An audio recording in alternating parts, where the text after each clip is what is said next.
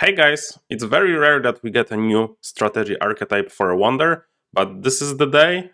We are here to discuss some recent discoveries. Join me on the table to see how it goes. So the new strategy archetype, or we are calling it the Iguana, because it was Iguana, the two-time arena champion and third place in World Championship player, who shared it with us on the Discord, and I think it's brilliant. And you're seeing this is Olympia. I know there were a lot of Olympia games, but I think Olympia is still the Wonder that most people are trying to discover and are still not sure how to play. But trust me, this is a good one. I always say that Olympia A is my preferred site, or that Olympia B is a meme, and we have new 5-player arena season. And here I think we found something for Olympia B, so let me just share it with you and stop talking. We are picking Olympia B, and this will be kinda a special strategy. So first hand, first pick, this is a pretty peculiar position. I think Lumber feels very natural here, but again, if you see just a little bit more picks, you'll see where I'm going with it. Glassworks would be very, very interesting if we were able to steal from Hurricane Narcissus, but he is next to Alexandria, so he still has access to this. And I don't think Workshop is coming back. There is also maybe a potential for Pawn Shop and like a blue strategy, like with those stages we can maybe just, zone in on the blues and get some other like free picks, and maybe we'll be fine. Maybe it will be okay. With the initial starting resource, we also can play some red, maybe we win against Giza on the side, and that can be enough. But here, I know that like neither of them are very interested in picking the battle, and for my last stage I will still need it. So even though this is not the best place to pick the Glassworks, I'm still picking the Glassworks. But as you can see, this hand not amazing by any means. We are pretty sad to see this go. This means that Halicarnassus will continue to be a powerhouse in the green, and when you are far away from the green, this is just like for player. You don't want these guys to be in green, especially this guy. I think you don't want to be in green. This is a little better, as you are just kinda a sad panda. But here is where the big boys comes in. This is the prime cards for this strategy, and this strategy I would have to say works best when you are next to Rhodos, which is not something that you can often say about strategy in Seven Wonders. Usually, sitting next to Rhodos is considered a disadvantage. I would say strategic disadvantage. That's why Rhodos is considered by many one of the top tier wonders, and why people prefer to be apart from Rhodos. But here, Rhodos is an excellent trading partner for us. He started with the best possible duel for us, so trading post here is very natural, and there are only 2 trading posts in 5-player, so stealing them is also like there can be a premium picks, especially if you point to the right person. Another card, and this one is doubled actually in 5-player. We get additional. The first copy is at 4-player, and then the second copy is at 5-player. We get the Tavern, and Tavern with the trading post is very powerful early, and you'll just see why. We prioritize trading here. The second trading can be considered, that's totally fine, but I decided to go for the guard tower. Worth noting is that we didn't start with a duel, and that is actually working to our advantage right now, because we can play guard tower, we can play additional red, and we can still have 2 gold for the first stage. And this is very good for us, and this is actually important. You do not need... I've played a couple of games with this, and you do not need duels that much, which is also great. So here, just guard tower. Very happy to see him playing a little bit of red. This one, like, you can consider Claypool, because that would lead us to the second stage. But trust me, Tavern is actually more important here. We can pick even the double clay if we need to, but Giza will play some clay, and we can actually pay just a little bit more here. This is also a very interesting hand, and I decided to pick Loom from this one, I think. But I can see both of them being picked. Like both are fine. We need all the stuff for the last stage, so Loom is pretty natural.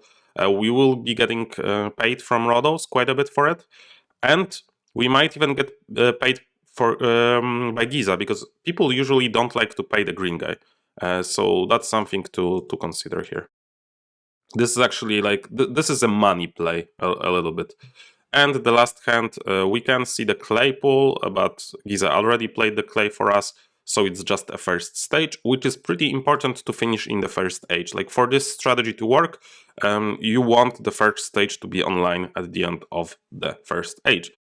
And as you can see, we are winning red, which was pretty lucky. Like, this guy blocked Rodos. Rodos was kinda setting up for the H2 reds, which is pretty natural for him. You'll see this quite a lot. We were also very happy to just beat Giza, so that was perfectly fine for us. Here, not like the best of things that we can see, but this is still like good enough hand. Take a look at our position. We are able to play almost. Actually, we are able to play every red, but walls will cost us 5 gold, so that's a bit too much. But this one right now is free, but all the others are playable just because we can buy from Rodos for 3 gold. I think we have the most trouble actually with the walls, of course, for 5 gold, but also with archery range for 4 gold. But here, just natural stables, very, very easy. We are sad to see Vineyard go, like we won't be able to pick it up, but stables is more important. So he continues to play red, that's good for us. And here we can play the walls for 5. That's a bit expensive, but I think I'm doing it. I don't remember, honestly, guys. The other thing that we can consider is press. Like, we will still get paid, but it's not the best of pay because the marketplace is here. The other thing that we can also consider is bazaar. This is 6 gold. I don't think anybody else is playing the gray card right now, so this will just be 6 gold, but it's not terrible as well because its setups are yellow chain, and it doesn't look like anybody else is in the yellow chain. So we can get the lighthouse and we can get the payoff. But I think I'm just paying for the walls here. No, I'm actually hiding the walls. Yeah, that could be considered as well. But here I'm sure I'm playing the training ground.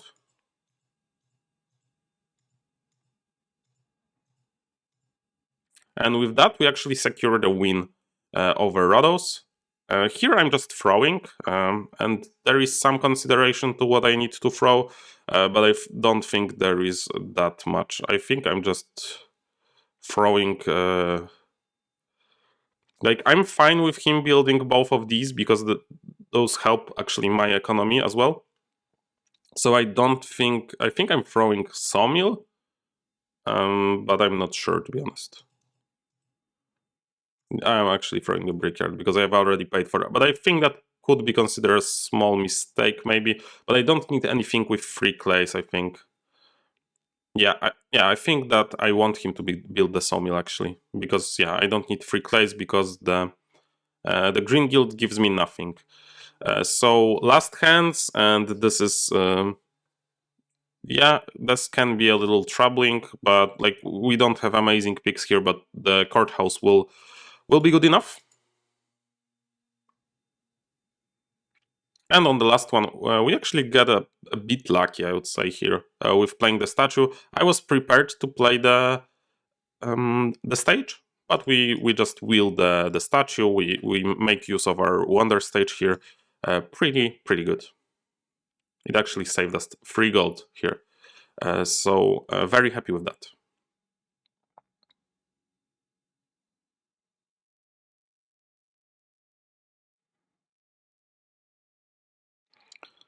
And this hand is very awkward because those are our gold cards, and we will need those gold cards usually.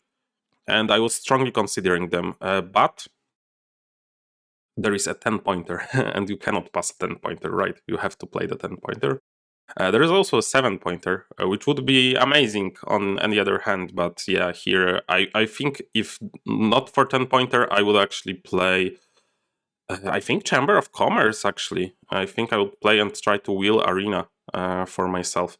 But there is also, like, we are very, very happy to see this hand. And this is what Olympia B shares with Babylon. Because you have 3 last pick, you want to make sure that you are able to play the reds. Basically, you want to be at least a little bit in the red game, because you want those reds for free to pose a threat. Not like Babylon B. You kinda cannot be in green reliably, so that's out of the question. Babylon B, the ability to play last 2 cards also comes into play a lot, because you are able to play the last 2 cards. You are able to play the green from the last 2 cards, sorry.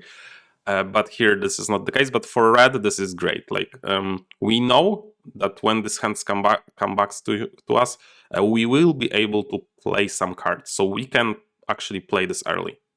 But here, Workers Guild. That's just very, very natural. And as you can see, like, we are doing excellent on points. Our economy is kind of in shambles, but let's see if we can make it work.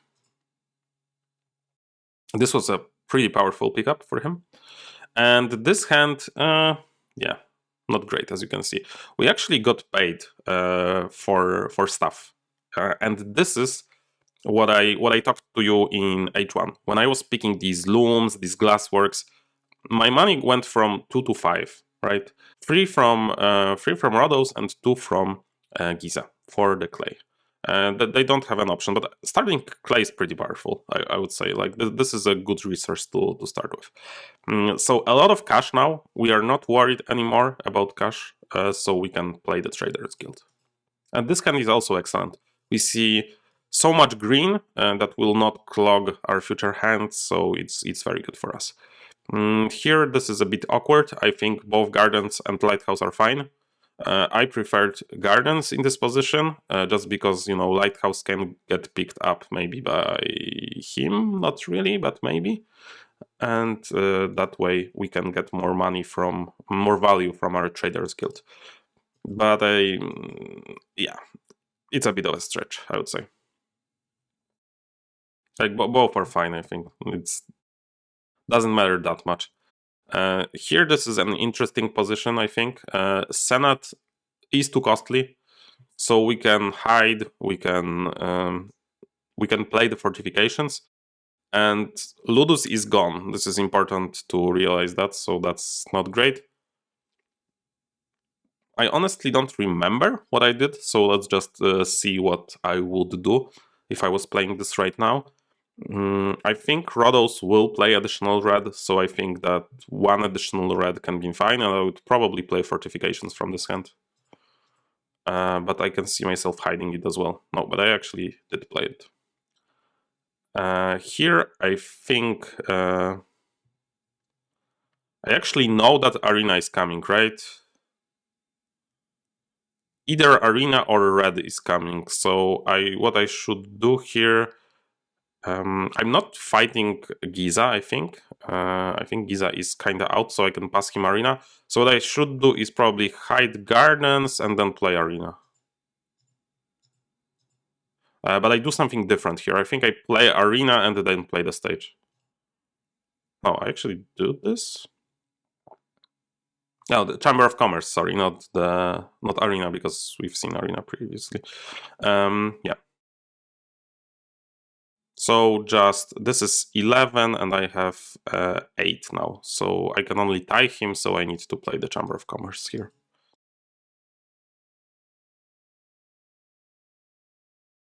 And with all that,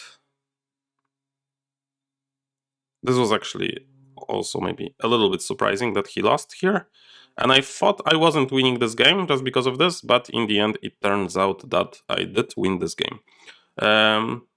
Of course, Huge part of it was a great guild on the first hand, but even without it, in a game where I think not that many things went my way, like if I'm like speaking about like great picks, I think that red on first hand is always really nice for this strategy, but it was the worst red for us, so that's something to be said. And the trading post on the second hand, that I think was like considered luck, like of course apart from the guild, that was the luck in this game. But other than that, I think it was just a really solid strategy. Rhodos in this position is kind of forced to play a lot of brown, so you can just point to him, but pointing to Giza would not be terrible as well in this game. But those positions, I prefer to point to Rhodos just because of the double or. But this was a clean game, I think, and like this strategy is legit. And the part, like the secret ingredient, because I was thinking like this shouldn't work. This doesn't look like P1, right? Like this, especially when we consider that we didn't win red on the side, and we actually lost red on the side despite playing 4 red cards and paying for 1 red in H3. I think this could have been hidden. Like if we tracked better, maybe we could like anticipate Rhodos, but it's always hard for me to anticipate Rhodos going for like 3 red cards. He won both on both sides, but he was still last. So yeah, tough to predict a play like that. But why this strategy works is actually the gray resources. Like you can steal the gray resources early, and you can make the green players like worry a little bit, so they are forced to like fill the gaps with the grays in H2. So in H2 you actually get the better stuff, or they are not playing green and maybe you can splash green. And then in H3 you are getting the money from your neighbors for those cards. So that's also pretty good. I think this is a legit strategy, and I'm just going to show you another game. So join me on the table for game 2. And welcome to game 2. And as you can see, there is some overlap with the first game. We're next to Rhodos. Rhodos is actually on the other side right now, which usually means that it's harder to win red versus him. But let's see what we can do. This was chronologically played after the first game, so I just decided to go for it again because it worked pretty well the first time. I would say that was a very hard position, like on the table in that game. I mean game 1, so a win there was super nice. Here, this is where I go all in on the Iguana strategy. Like naturally you'll just pick excavation, right? If you're playing the game and you're like playing a lot of games in a row, you'll just pick excavation, and maybe you'll remember what can will to you, and that would be your like mind process in this hand. But here I'm just actually going east trading, so he can pick excavation for me and I can trade to him even better. And that's also because I know that Ephesos likes to play trading post. In this position it's hard to justify trading post for him, but it can still happen. So let's go. Well, also worth noting, this is another one. Alexandra is next to Rhodos. Alexandra is another one that can get away with not many browns, especially if it's got Caravanserai, and then Rhodos is forced to play all the browns for himself. And that makes my trading post even better. So this was green. This is excellent. We want the green. And as you've seen in the previous one, we like Tavern. We like Tavern quite a bit. Another Tavern is picked up, so we need to pick another one here, right? And that's exactly what I do. Like for me, the Iguana strategy is Tavern plus Trading Post, plus maybe, you know, winning the game. That would constitute the strategy. But of course, it's hard to win the game all the time. I was actually chatting, the history of this is Iguana shared with us that he has great results on Olympia B in 5-player, and he was honestly surprised. He doesn't even like the Wonder that much, but he said that just the stats was even better for him than Halicarnassus B, which is crazy. But yeah, I've seen some of those games, and it's actually true. He has, I believe, in 10 games, he has 2.1 average place, which is insane. And he shared that he likes the Tavern, he likes, that you can play the reds initially and stuff like that, and I just decided to give it a go.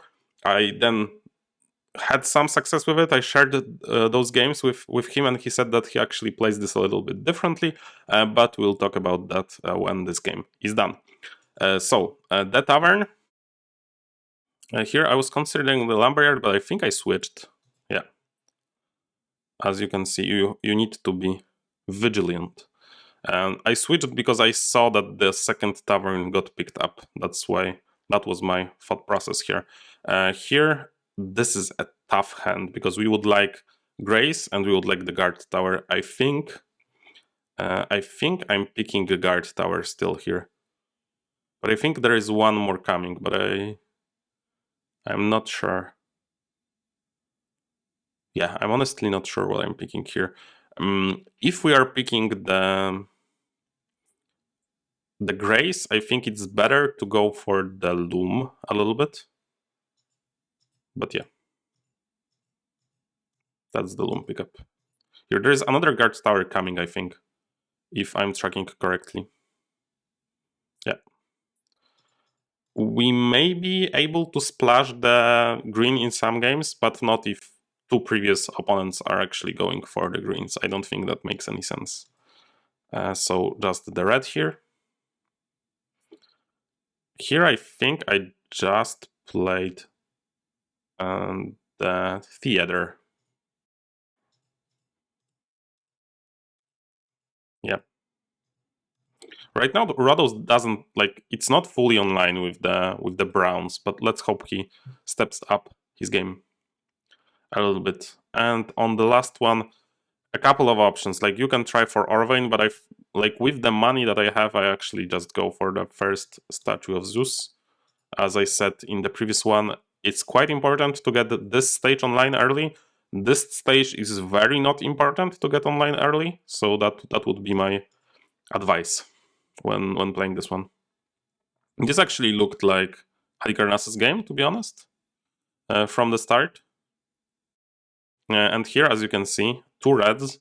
There are 5 reds in the pool, so it's it's very likely. Maybe I'll do the math and post the results on the screen, or maybe somebody in the comments will do the math. It's pretty likely to get at least 1 red on the opening hand, and that's just so good for this strategy. Here I think I'm just going for the I think I went for the archery range because I thought that he cannot play the walls. That was my thought process. At least I know that I remembered that. But there are a couple of dangers with that. First danger is if he gets Caravanserai, the walls are excellent for him. But I don't think it matters that much. But yeah, I think I went for... Oh, he cannot actually play archery range as well. No, I just realized. So I think we just should go for the walls. Yeah. But I think I went to archery range. Oh, I actually did the whole thing. Okay, so this is an interesting hand. We have a chance to play Caravanserai, which is another card that's excellent on the opening hand. So we already have 7 cards that's super good for our strategy. So Caravanserai here, is it worth playing? The answer is yes. It saves quite a bit of gold. And it also, we do not have battle, but with Caravanserai, because of the chain that's often overlooked, we can actually play the lighthouse. That needs a battle, but I'm sure we'll pick the battle in this game. This is one of the opportunities. We can actually play the vineyard, or we can play the glass. I think I would risk it actually here. I think I would risk it and I would play the vineyard here, but I think I play it safe. I think I go for the glass. No, I actually risk it. Okay. Card house is very natural for us here. This is also worth noting. Like with, there are 2 card houses, and in the pool, and you will often pick Loom because Loom is very powerful, and that actually probably gives the most gold when you play it. And with a trading post or with like a caravanserai, it's usually either free for you or it costs 1, which you can spare. So you are often able to splash that courthouse into your tableau. I wouldn't be mad at picking press here either, but both of them already have it, so I'm not getting any cash for that. He was so nice for us that he played actually the glass, so we are able to play the training ground here. And we do not need the glass here. And as you can see, this is very low resources, right? We have our excellent starting resource, but then we just play the loom, right? And this is a resource also. But other than that, it's pretty bare bone, I would say. We are very focused on those 2 stages. And here is another choice. Like I can see us going for forum. That's actually not that bad. And I think with like this stage is also not bad here. So it's up to you, to be honest. But we are pretty low on points, so I think we're not that low maybe when you consider that we win red on both sides. But I think I'll just went for the stage here. We'll have to pay 4 here, but so is life, you know. He went heavy into red, which is very good for us, to be honest. Also, both of these games, Rhodos weren't that keen on going red. And you might be thinking like, okay, you played the games against Rhodos, but they didn't play red. Like he cannot access the first stage even here, so he's like not a threat at all. But there is a reason for that.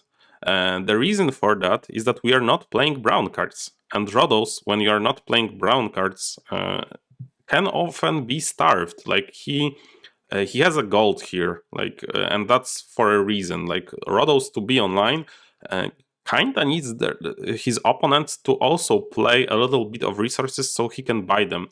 Also, Rhodos, because he has those golds, he is very keen on getting trading post himself. So we are kinda playing the anti-Rhodos strategy here, and it's not just that you know, the Rhodos is playing bad in these games. Maybe those players made some mistakes, but we are also like making them make mistakes, if you know what I mean. Here, just decorators. Worth noting, when this hand comes back to us, we get nothing. This is not a great first hand. This is not terrible first hand, but this is not a great first hand. So we will be forced to play the stage on the last hand or throw. This can also happen.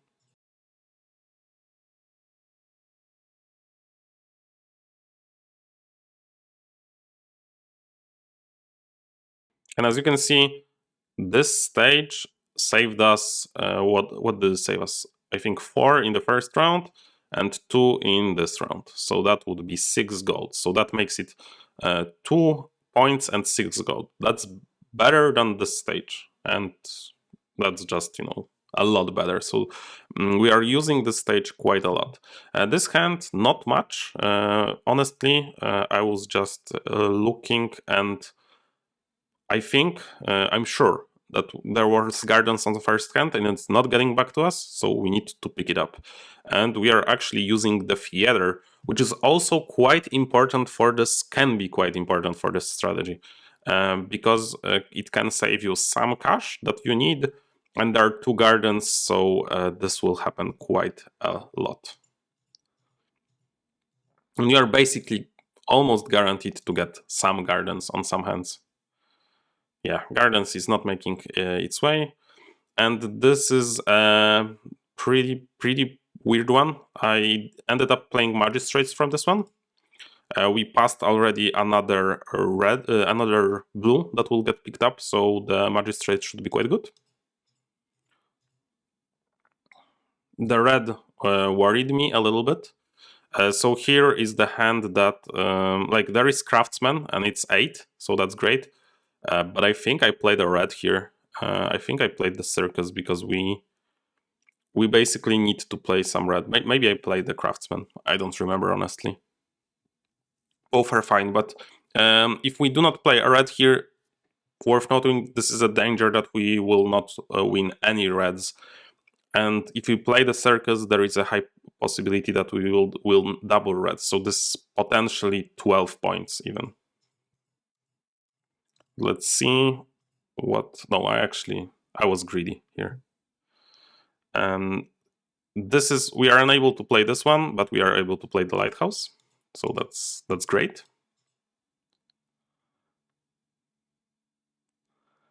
And because of all this, we are forced to do this. But fortunately, he was stopped here. Like the siege was stopped by the Alexandria, so we are not losing, at least here.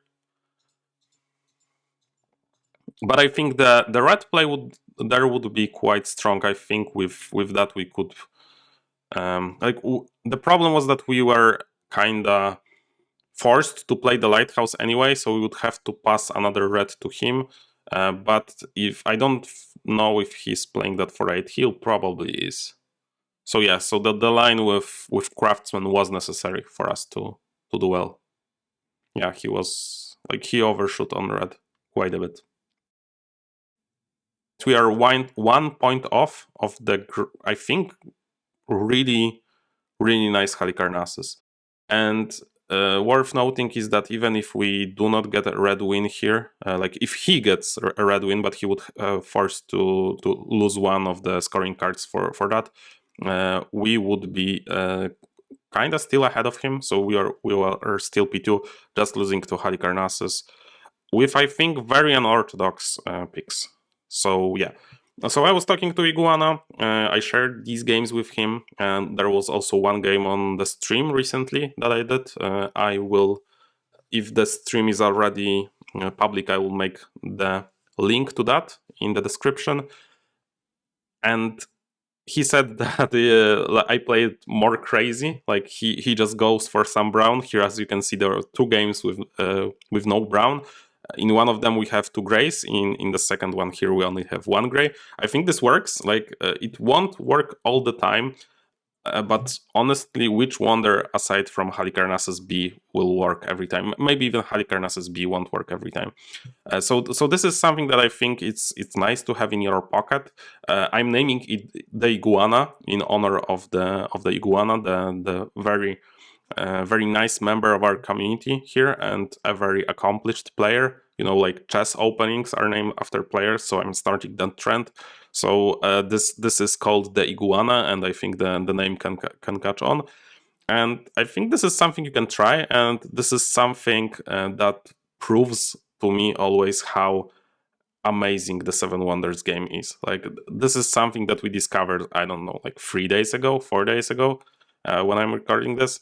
And it's just like it makes logical sense, right? When you think about it, like good trading post, reliable money in the first age, then a yellow splash, like all these cards are yellow, so the lighthouse makes sense.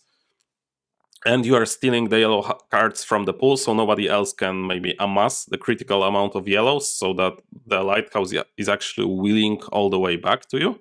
And that's the incentive. Also, you are picking grays, so this is another one for the Chamber of Commerce. So it's all like comes down. And then for the yellow strats and for the trading post, you usually need cash, and the way of getting cash is actually playing the grays, so people pay you for the grays and they can focus on the other stuff. And you are using the first stage to get the reds with starting resource that is kind of reliably getting you reds.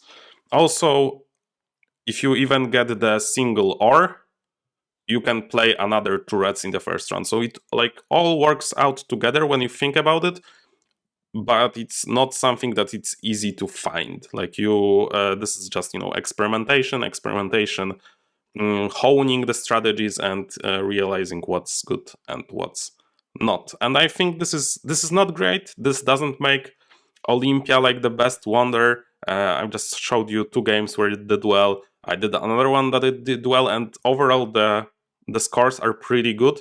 But this is not something that, whoa, we need to stop Olympia now. This is just something to be aware of. So hopefully you like it.